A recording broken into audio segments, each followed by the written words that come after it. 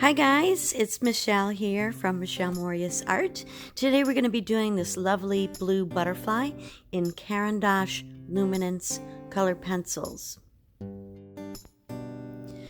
I'm using a Strathmore 400 series Bristol paper, so it's a smooth finish paper, but it's a heavy weight. I believe it's 80 pounds, so it can take some erasing. It blends the color pencils beautifully on the paper, and you won't have any trouble erasing with an electric eraser or a Tombow mono eraser, but it just really lends itself well to these nice wax-based beautiful pencils. So I'm starting in with the wing part so that I can get some nice transitions and blend all those colors together before we add all of the black in. If you add all of the black first, what happens is if you happen to go over it with the pencil, the black will smudge into the color and it will dull and make everything look kind of muddy. So I try to do a little bit of my gradations and my transitions between those colors in the wings before I go ahead and put in all of that black. And then we're going to go in with a little bit of solvent and blend it further together so you get a really nice smooth finish.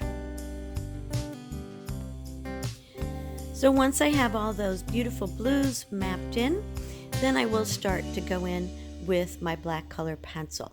And now we're just going to define all of the edges and add some of those lines in the wings.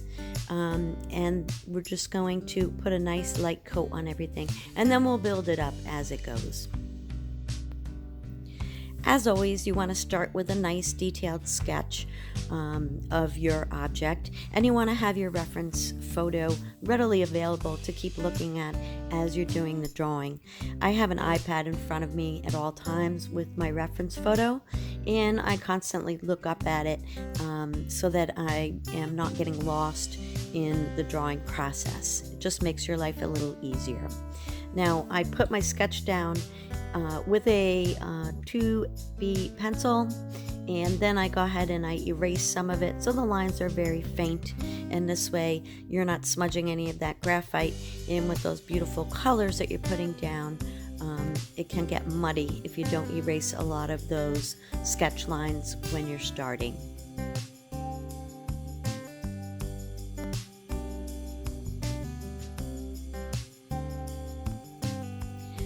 As you're building up the colors, you can apply a little bit more pressure as you go. You don't want to fully burnish anything at this stage. You want to wait till the end.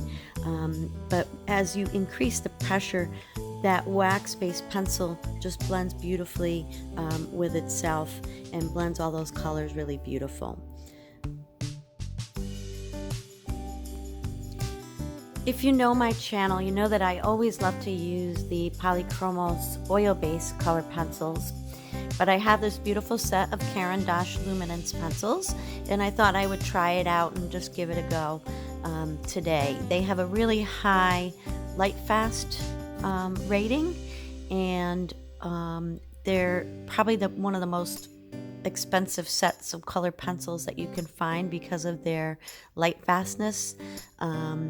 But you do what works for you. If you use Prismacolors, that's fine, as long as you get the desired effect that you're looking for in the end. I really had a nice time using these pencils. They really blend beautifully, better than the Prismacolor wax-based pencils. But you do what you use what you have, and anything will work. It's just might take you a little bit longer to blend, or you might have to think about your project beforehand, what lends itself better to the subject matter.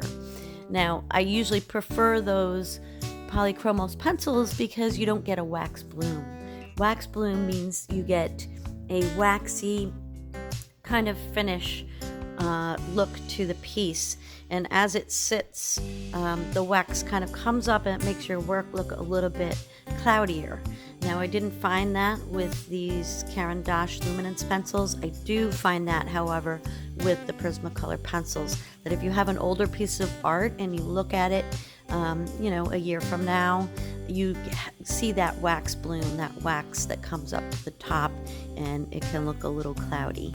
So if you're planning on selling your pieces, you want to think about using a better quality color pencil, such as the Caran D'ache or the Polychromos pencils.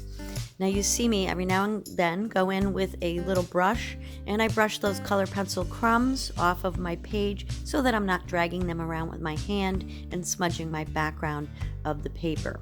Now you can also put down a glassine sheet or a piece of tracing paper underhand so that you're not getting all of that color pencil dust and smushing it around and ruining your piece.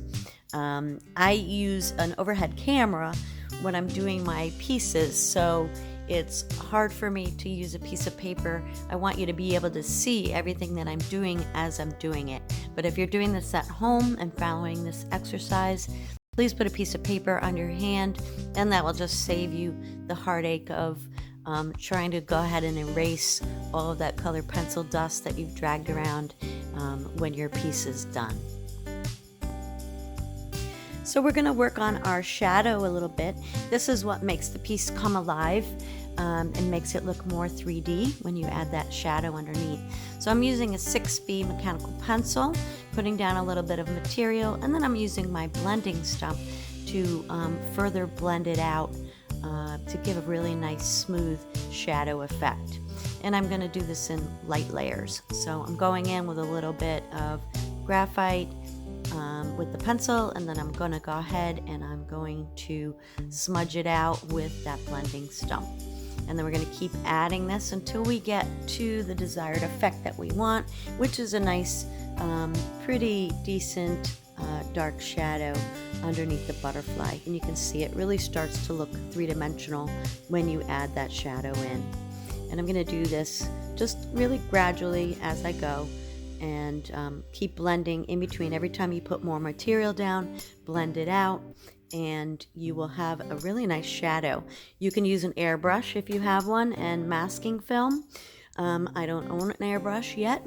That's on my bucket list, but I find the graphite is a lot softer look to it than if I use just different gray color pencils. Now there's nothing wrong with using the gray color pencils. I just find it a little easier to get a nice soft shadow with the graphite, and it lends itself well to this project. If you want to see full-length tutorials, you can check out my Patreon page. The link is in the description box below. I want to thank you guys so much for joining me. I am having a lot of fun doing my channel. I love your support and love to hear from you. Please leave me a comment, thumbs up, and check out my other videos. There's over 150 of them. It's thousands of hours of mini tutorials. Thanks so much, and happy art.